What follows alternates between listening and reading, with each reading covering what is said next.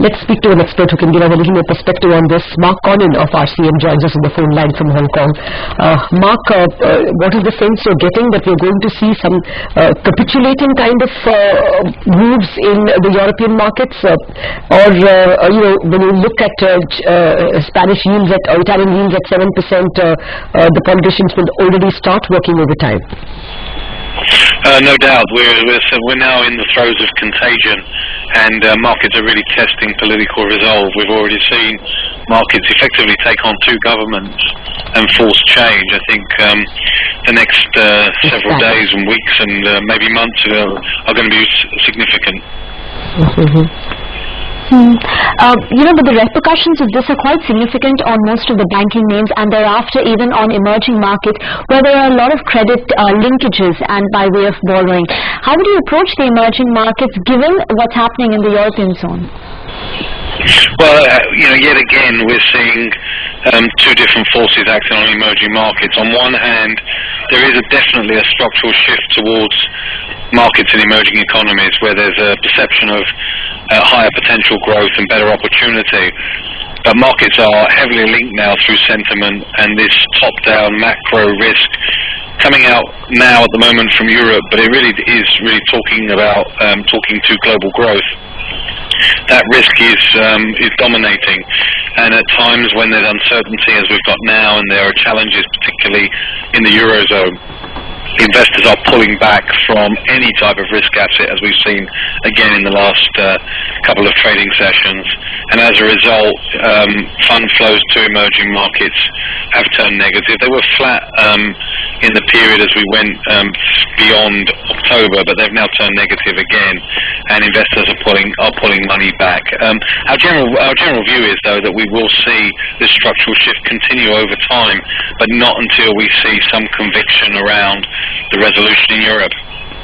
Okay. Would you expect that there will the risk off continues for a considerable period? I mean, what kind of levels are you looking at?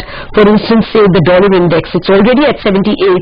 Do you see more highs coming in pretty quickly here? Yeah, I think you would know more than most now in India with the weakness in the currency, as investors pull back from those, particularly those economies which they still see a little bit stressed as a result of domestic inflationary problems or some growth concerns.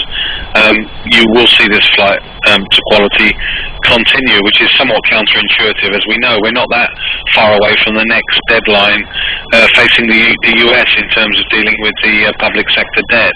But investors have tended to put that to one side and focus much more in short term, and it's affecting economies globally. What are you specifically watching out for in the European markets? Which specific asset classes will you watch for some level of the euro dollar? Because after all, the whole world is dollar bullish at this point in time. Does that turn at some point in time? Would you watch for French spreads over German bonds, or would you just read the political headlines? Well, very difficult to read politics because things can change dramatically in a very short period of time. But clearly these spreads are concerning, and France and Germany are the anchors of the euro and the eurozone. And if there is undue stress, particularly on France, that's going to raise some very significant risks for the rest of the eurozone. So at the moment it's holding together, but I would say the opportunity for it to spiral out of control is increasing day by day. And I think investors are really testing political resolve, and we really need to see a little bit more in terms of what's planned for that rescue fund and the rescue package, and what sort of role the ECB is going to play, because it's widely anticipated that the ECB will get a little bit more heavily involved in buying back some of these bonds and try and reassure the market and get some of these spreads down. But the evidence so far is not there. Now, with a combination of cheap currencies and cheap stocks in several emerging markets, it would look like a great time to get in. Is there, some such a thought at all that you start bargain buying because of a good combination of currencies and stocks being cheap? What would be the hierarchy of markets? Which would be your best market? Well, there's no doubt markets, unfortunately, have been derated as we've come through this period, and as we know, earnings have been somewhat weaker, although ahead of expectations. But we're trying not to take on too many significant positions relative to a more neutral position, but there are some sectors we prefer. We think the domestic economies across the emerging markets are going to deliver better returns, the consumption plays. We do see, India aside, we do see some of these inflationary pressures starting to abate, allowing central banks and authorities a little bit more flexibility. We've already seen the Brazilians cut interest rates. There was expectation that the Chinese would be able to be a little bit more flexible and ease, but that clearly has disappointed markets this week. But we still believe that to be the case. We believe that the inflationary pressure in China is starting to level out, and we would expect the RRR in the banking for banks, for example, to give up some ground, and there to be selectively some form of stimulus or easing applied. So the consumption plays, certain key technology plays, and then it's rather selective. Companies that are still delivering decent cash flow, not so dependent on the external sector. I think in India, it's the sectors are a little bit more defensive. We're looking at pharmaceuticals, we're looking at telcos as overweight and underweight in banks and industrials. Mark, you spoke about institutions, turning now net sellers in most of the emerging markets. So far, at least in India, despite the markets losing so much ground, we haven't seen significant outflow by the FIIs. Yes, they have been selling, but there hasn't been serious momentum by them in their selling. Do you expect that to pick up and FII starting to sell significant amount as we saw a few months back?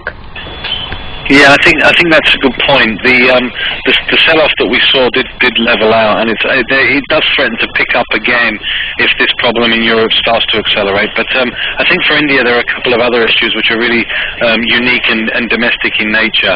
I think the comments I made about inflation in many emerging economies don't really apply to India, because I think India is unfortunately still grappling with the spectre of inflation and there's not enough evidence yet to convince investors that is starting to get under control. And of course, the weaker currency, which feeds through to inflation directly, because a weaker currency affects import costs, which is affecting certain sectors within the economy quite significantly, and clearly margins within the industrial sector are being hurt. And then perhaps the third component within India, which I think international investors are worried about, is this sort of sense of corruption and misdirection of funds. And that is something which may, even if emerging market appetite picks up, it may disadvantage India relatively in the short term. Although, as you know, I've said previously that India should get its fair share of any additional flows as we move into next year. I think these three factors may weigh heavy on the minds of certain investors.